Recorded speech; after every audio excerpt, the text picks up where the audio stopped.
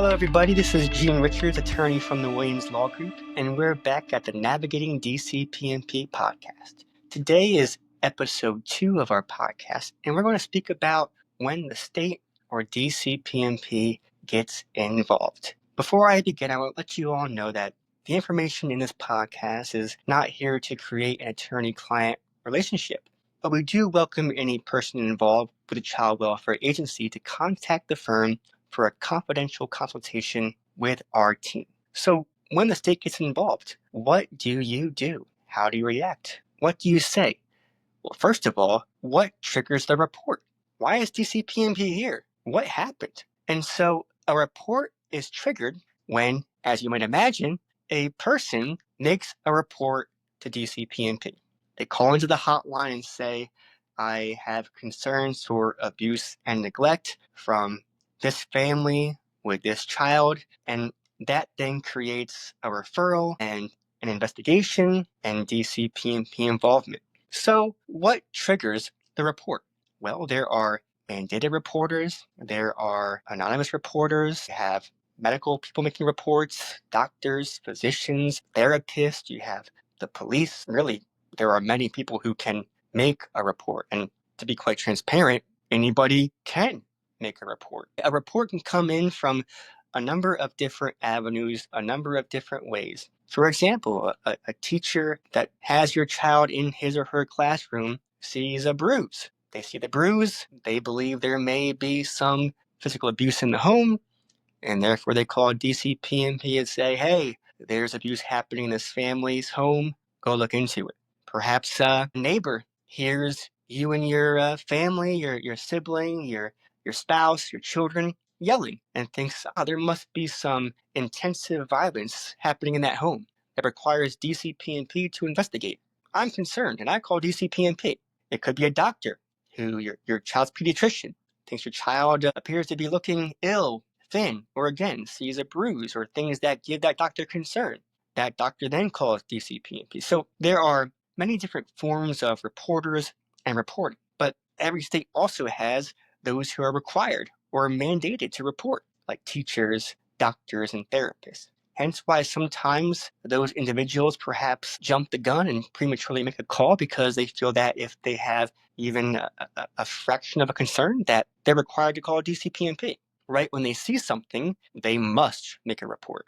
However, as I mentioned, reports can come from anybody, your neighbor, family members, even complete strangers. Reports can also come from law enforcement, the hospital. Really, there's not an example that I can't provide you because these referrals can come from anybody, anytime, and anywhere. Now, not every report that comes in will lead to a removal or lead to litigation, but every referral that comes in to DCPP is taken very seriously by DCPP and leads to an investigation where they have their own boxes to check to ensure the safety and well-being of the children in that home. So it's important to understand what triggers the report, who can make them, why it's made, and how to address a case once that report is made.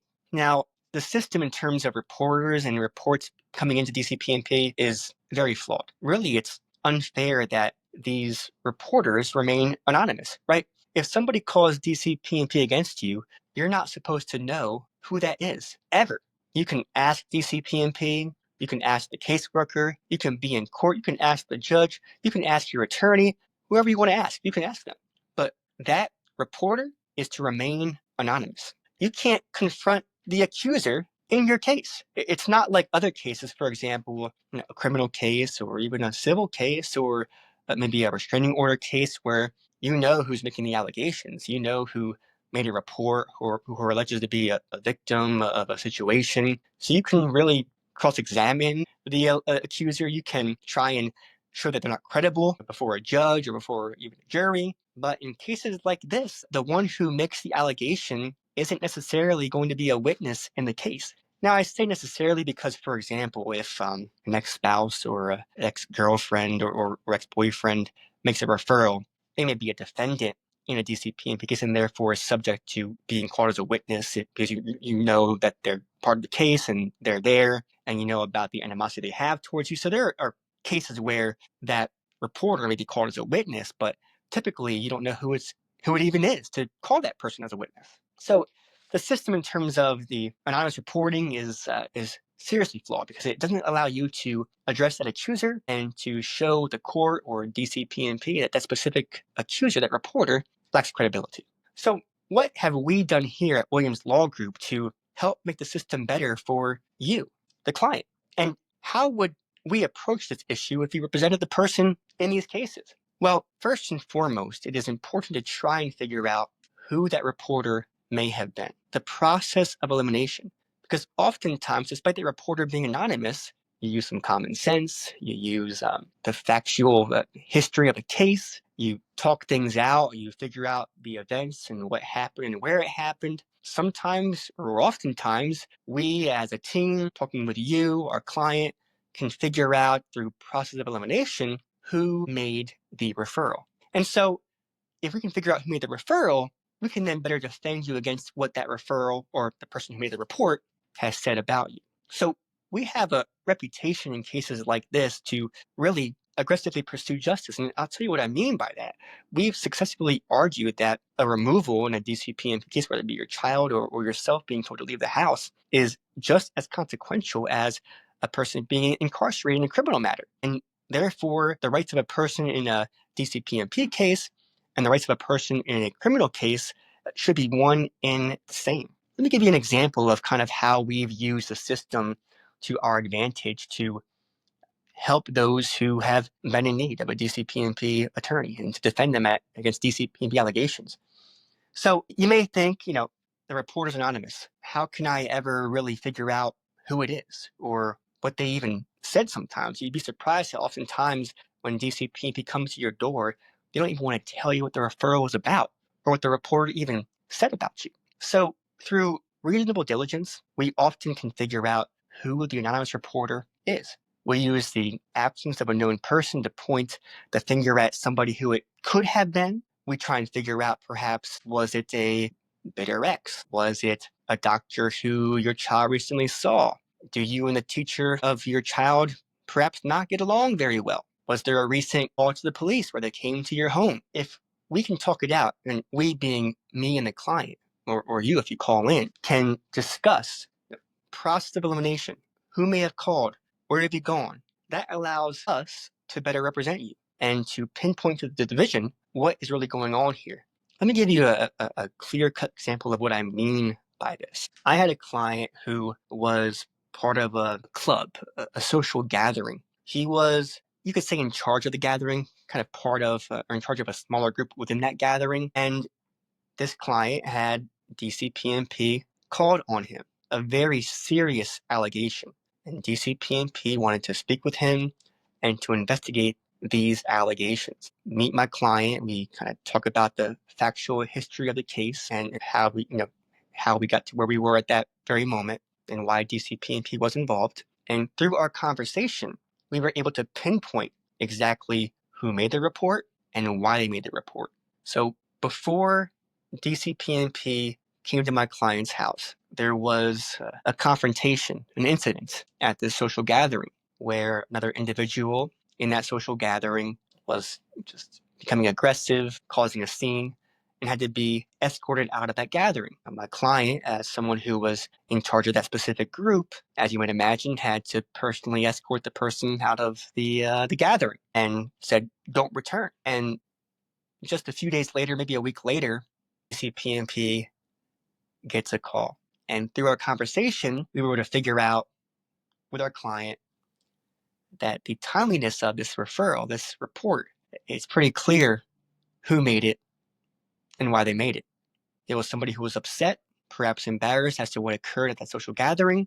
And as a result, in retaliation, this person then calls DCPP to make up completely false allegations, very serious allegations against our client. So I go to the DCPP attorney. I tell her over the phone of what's going on here, that we know who made the report, that we know why, and that based on that why, we can argue quite clearly that the allegations are completely false and fabricated. Now, we then go to a meeting with DCPP, their attorney, the worker supervisor.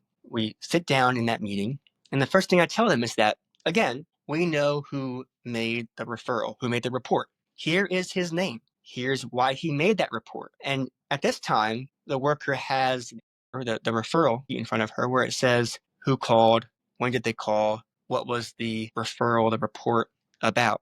They look down, the worker, supervisor, even the DAG, the attorney for DCPMP, and their eyes open up and their guard is immediately put down. They realize that our position, based on us knowing, they didn't give us a hint of who made the call, of when they made the call, but based on our ability to figure out through conversation and the process of elimination who made that call, DCPMP, instead of having perhaps a biased opinion from the forefront of our meeting saying, oh, this report came in, horrible allegations, this guy must be bad. Instead, when we told them, hey, here's what really happened, here's who made the call and why, their perhaps bias towards my client shifted completely. It was a smooth conversation. It was a smooth interview. It was a smooth investigation, and it closed out quickly and favorably. My client had the best possible outcome. DCPMP found the allegations to be completely false and unfounded, and the case closed out in a short period of time, shorter than it normally would. That's for sure, right? In cases like this allegation that my client had against him, usually, first of all, in court, you have evaluations, you have examinations, you have a trial perhaps. So instead of the typical 6-month case in court, if not longer, based on us having important information such as who is the reporter and why did they make it, having that information at the get-go allowed for a case that's usually litigated and can last a year or more, end up being resolved in about a month or a month and a half. So if we can figure out, which we often do through conversations, through just the factual context of a case, through process of elimination, who the reporter is, that can lead to much more successful and quicker outcomes. One more example. I had a client where a complete stranger made a referral. My client was at a pizza shop getting pizza for dinner. Sounds great, right? But so this person sees my client at the pizza shop, and this person observes what they believe to be some behavior that's concerning. Really, it wasn't at all. Long story short, my client's putting the child in the car seat, had trouble with the buckle. The person saw my client yanking her arms, moving around in some way, and thought that she was hitting the baby instead. So this person from the parking lot, who's nowhere near my client, observes something or has observed something and makes a report. And you might be asking, well, how do you figure it out? Well, I asked my client, hey, where have you been? What have you been up to the last few days before this report came in from DCPMP? And they advised me of a situation where the one parent was in the pizza shop, other parent was in the parking lot, parent had an issue, she saw someone watching her, and perhaps this could be what had occurred and who made the call. So again, we go to a DCPMP meeting and interview with the DAG, with the worker supervisor, and we tell them from the get-go, this is clearly just a misinterpretation of an event where someone who partially saw something from a parking lot thought one thing, but here's what really happened. And again, going into a meeting, going into a case with already having answers and providing context to DCPMP and almost doing their job for them allowed for, in that case as well, a very quick outcome, right? Because knowing these facts allowed us to poke holes in the DCPMP's case quickly, where it fell apart and a favorable result, was given to us very quickly. That's how I approach cases, right? Someone comes to me already, sometimes a client already has an idea. Hey, neighbor doesn't like me, they made the call. Had a big fight with somebody, they made the call. Or I went to a doctor yesterday and they made the call. But oftentimes the client isn't really sure. So we have to kind of discuss from the get-go what's been going on in your life, where you've been going, what's been happening. Let's kind of try and figure out through process of elimination who may have made this call, so we can go to DCP and tell them what's happening and what really happened, unlike what the reporter may have told them. And so that's how we kind of figure out the best approach to help a client in a very uncertain situation. Because typically you come to a case with DCPMP and you have at the forefront of a case no idea what's going on, no idea why DCPMP is here, and no idea who made the call. So it's important to figure out as quickly as we can who may have made that call and why. If they have a reason, a motive for making a false allegation, let's figure out what that motivation is and provide that to DCPMP or the court if you are in court by that point. So I do want to thank all of you for joining me in this second episode of the Navigating DCPP podcast. Appreciate your time. If you ever have any questions for me, please comment, get back to us. I'd like to discuss these things with you if we have the time for it. Otherwise, just want to summarize what we kind of reviewed today, right? The idea of how we can best represent somebody in a DCPP matter regarding a reporter, right? What triggers the report, who made the report, how can we figure out who made it and why. It's important for us as a team, because really we are a team, the client and the attorney, to brainstorm, to discuss prior facts and context to figure out who made the report and why. Because if we know the why, whether it be someone who's just upset at you or is trying to get perhaps a leg up in a custody battle, by providing context that's favorable to our case, that allows for us to get a favorable result in a much quicker amount of time.